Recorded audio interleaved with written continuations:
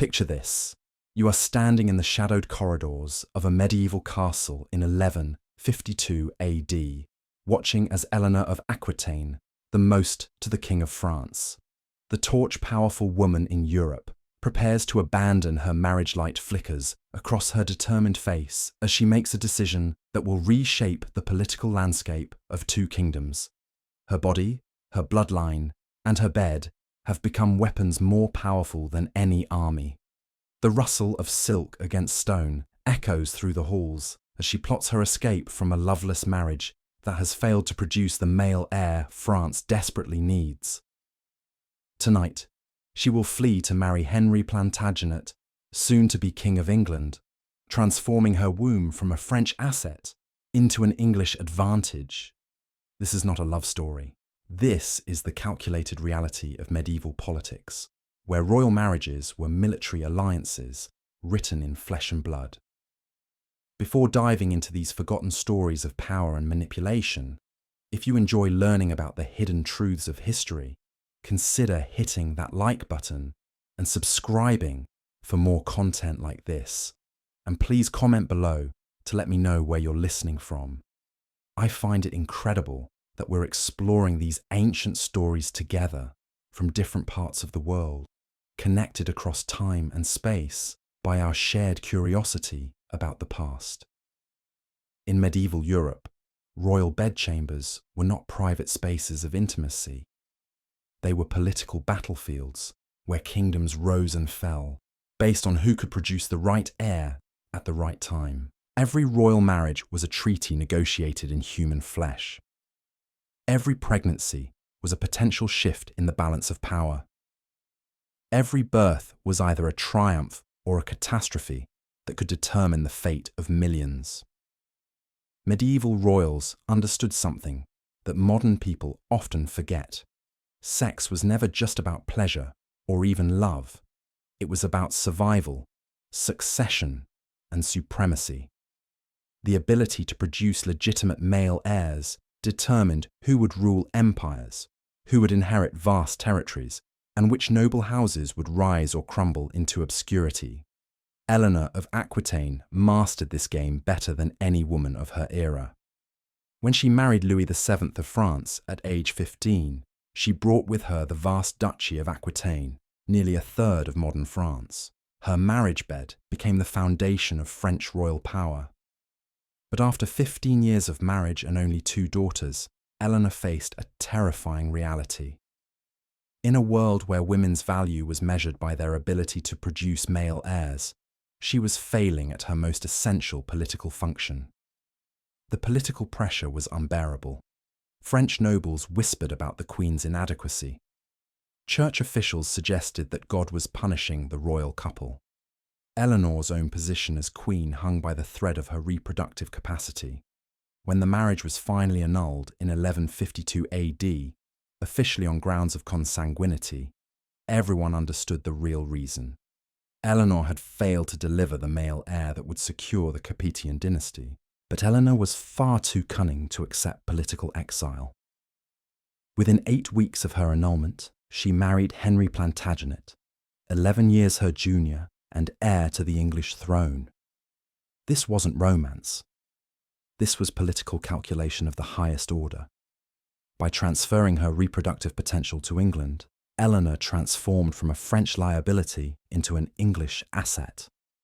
Her womb, previously a source of shame, became the foundation of Plantagenet power. The results were immediate and devastating for France. Eleanor and Henry produced 5 sons and 3 daughters, creating one of the most powerful royal dynasties in medieval Europe. The same woman who had been discarded by France for her reproductive failures became the mother of kings, including Richard the Lionheart and John Lackland. Her bedroom politics had literally redrawn the map of Europe. Medieval marriage negotiations resembled international trade agreements more than romantic courtships. Royal parents would begin planning their children's marriages before the children could walk. Every potential union was analysed for its political benefits, territorial gains, and strategic advantages. Love was not merely secondary, it was completely irrelevant. Consider the marriage of Isabella of France to Edward II of England in 1308 AD. Isabella was 12 years old when negotiations began. Her value was not her personality, her intelligence, or her beauty. Her worth was calculated based on the political alliance her marriage could secure between England and France, the dowry she would bring, and most importantly, her proven ability to bear children from a fertile bloodline. The wedding ceremony itself was a public display of political transaction. When Isabella married Edward, representatives from across Europe attended to witness the formal transfer of political assets. The bride's procession to the altar was literally a parade of her political value. Her clothing, jewellery, and retinue all communicated the power she brought to the marriage. The consummation of the marriage was not a private moment between newlyweds. It was a political necessity that required witnesses to confirm the union's legitimacy. Medieval royal bedrooms were designed as public spaces where political theatre played out alongside intimate moments. The royal bed was often placed in a chamber that could accommodate witnesses, advisors, and courtiers. Privacy was a luxury that royals could rarely afford, because their most intimate moments carried political implications that affected entire kingdoms. The pressure on royal wives to produce male heirs created a constant state of anxiety that dominated their entire lives. Queens lived under perpetual scrutiny, with their menstrual cycles monitored by court physicians, their diets regulated to promote fertility, and their daily activities organised around maximising their chances of conception. A queen's failure to become pregnant within the first year of marriage would trigger whispers of divine displeasure or physical inadequacy. Medieval medical knowledge, influenced by ancient texts and religious doctrine, created bizarre beliefs about conception that added another layer of complexity to royal reproduction. Physicians taught that both partners needed to achieve sexual climax for conception to occur, placing enormous pressure on royal couples to perform not just politically, but physically. The Queen's pleasure became a matter of state importance, monitored and discussed by court officials as a factor in dynastic succession. Royal mistresses occupied a unique position in this system of sexual politics. While queens bore the pressure of producing legitimate heirs, mistresses served different political functions. They provided emotional relief for kings trapped in loveless political marriages. They demonstrated royal virility and power. Most importantly, they could produce backup heirs who might legitimize if the queen failed in her primary duty. The children of royal mistresses lived in a strange limbo between recognition and rejection. They carried royal blood but lacked legal claim to succession. However, in desperate circumstances, these illegitimate children could become valuable political assets. Henry I of England acknowledged over 20 illegitimate children, using them as diplomatic tools in marriage negotiations with lesser nobles who valued even illegitimate royal connections. This system of sexual politics created a complex web of relationships that extended far beyond individual kingdoms. Royal women moved between countries as living treaties, their reproductive capacity determining which nations would rise or fall in the endless struggle for European dominance. The practice of diplomatic marriages created a network of royal women who lived their entire lives as political pawns, moving from castle to castle like pieces on a chessboard. These women developed their own underground intelligence networks, sharing information about court politics, military movements, and succession crises across enemy kingdoms. A French princess married to an English duke might secretly relay information to her birth family while publicly supporting her husband's cause. Their bedchambers became centres of espionage where pillow talk could determine the outcome of wars. The Catholic Church played a masterful game in this system of sexual politics, positioning itself as the ultimate authority over royal marriages while simultaneously profiting from the arrangement. Papal annulments could be purchased for the right price, allowing powerful monarchs to dissolve inconvenient marriages when political circumstances changed.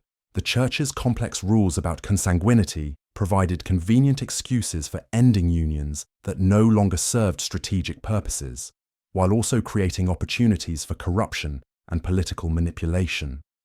Medieval kings developed sophisticated strategies for managing multiple wives and mistresses simultaneously.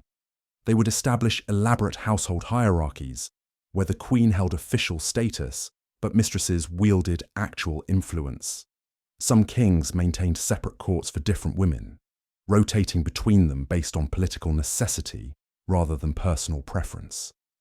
This system allowed monarchs to pursue multiple diplomatic relationships through their various romantic entanglements while maintaining plausible deniability about their true intentions. The timing of royal pregnancies became a crucial element in medieval warfare and diplomacy. A well-timed pregnancy announcement could delay enemy invasions, strengthen peace negotiations, or consolidate support among wavering nobles. Queens learned to manipulate news of their pregnancies for maximum political advantage, sometimes announcing false pregnancies to buy time during political crises, or concealing actual pregnancies until the most strategically advantageous moment for revelation. Royal nurseries were heavily fortified political installations where the next generation of rulers received training not just in statecraft, but in the complex sexual politics that would define their adult lives. Young princes and princesses learned that their future marriages were already being negotiated by their parents, and that their primary duty was not to their own happiness, but to the continuation of dynastic power. They were taught to view potential spouses as political assets rather than romantic partners, and to understand that their own bodies were tools of state policy. The death of a royal spouse created immediate political crises that required swift action to prevent dynastic collapse. Widowed monarchs faced enormous pressure to remarry quickly, often within months of their spouse's death, regardless of their personal grief or emotional state. The mourning period was a dangerous time when rival claimants might press their advantages, making rapid remarriage a matter of national security rather than personal choice. Medieval royal courts developed elaborate protocols around the sexuality of unmarried princesses, recognizing that their virginity was literally their most valuable political asset. These young women lived under constant surveillance, with their interactions with men strictly monitored and their physical activities regulated to prevent any damage to their reputation. A princess who lost her virginity before marriage could trigger international incidents and destroy carefully negotiated diplomatic alliances. The practice of proxy marriages allowed medieval royals to cement political alliances even when physical distance made traditional ceremonies impossible. A princess might marry a foreign prince represented by an ambassador in her home kingdom, consummating the union symbolically before traveling hundreds of miles to meet her actual husband for the first time. These ceremonies created legal bonds that were politically binding even when the spouses had never met, demonstrating how completely medieval marriage had divorced itself from concepts of personal compatibility or romantic attraction. Royal physicians occupied positions of enormous political importance because their medical opinions could determine succession crises. A court doctor's assessment of a queen's fertility, a king's virility, or a prince's health could shift the balance of power between kingdoms.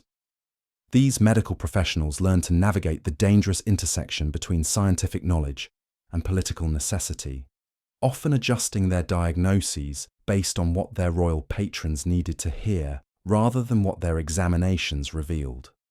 The medieval period produced elaborate legal frameworks designed to manage the complex inheritance issues created by royal sexual politics. Laws of succession became increasingly sophisticated as kingdoms struggled to handle situations involving illegitimate children, disputed paternity, foreign-born heirs, and competing claims based on different types of royal blood. These legal systems created entire classes of professional genealogists and inheritance lawyers who specialized in tracing bloodlines and establishing legitimate claims to thrones. Medieval chroniclers developed coded languages for describing royal sexual scandals, creating literary traditions that allowed them to record politically sensitive information without directly challenging royal authority. These writers learned to embed crucial details about royal misconduct within seemingly innocent historical narratives, preserving evidence of sexual politics while maintaining plausible deniability about their true intentions.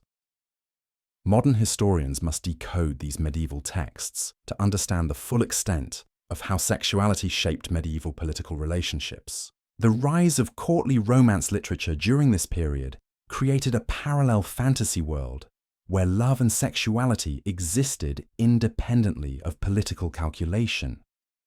These romantic ideals served as psychological relief for medieval people trapped in a system where their most intimate relationships were determined by political necessity rather than personal choice. The literature allowed readers to imagine alternative worlds where marriage was based on love rather than strategic advantage, even while their own lives remained bound by the harsh realities of dynastic politics. As we step back from those shadowed castle corridors where Eleanor of Aquitaine once plotted her escape from French political bondage, we see the true architecture of medieval power laid bare. The royal bedchamber was never a sanctuary of love or intimacy. It was a battlefield where human bodies became currencies traded across kingdoms, where wombs were valued above wisdom, and where the most private acts carried the weight of empire. These medieval monarchs understood a brutal truth that modern romantics prefer to forget. Power flows through bloodlines, and bloodlines flow through carefully orchestrated sexual alliances. Every royal marriage was a treaty written in flesh. Every pregnancy was a gamble that could reshape the map of Europe. Every birth was either a triumph that secured dynasties or a catastrophe that toppled kingdoms. The legacy of this sexual realpolitik echoes through centuries of European history. The wars fought over succession rights, the diplomatic marriages that prevented conflicts, the illegitimate children who later claimed thrones, all trace back to those calculated moments when medieval royals chose political advantage over personal desire. In a world where survival depended on strategic reproduction, medieval monarchs transformed the most intimate aspects of human experience into weapons of statecraft. Their bedrooms were not private chambers, but command centers where the fate of millions was decided with every carefully planned conception. Love was a luxury that royalty could never afford, but power was a necessity that justified any personal sacrifice.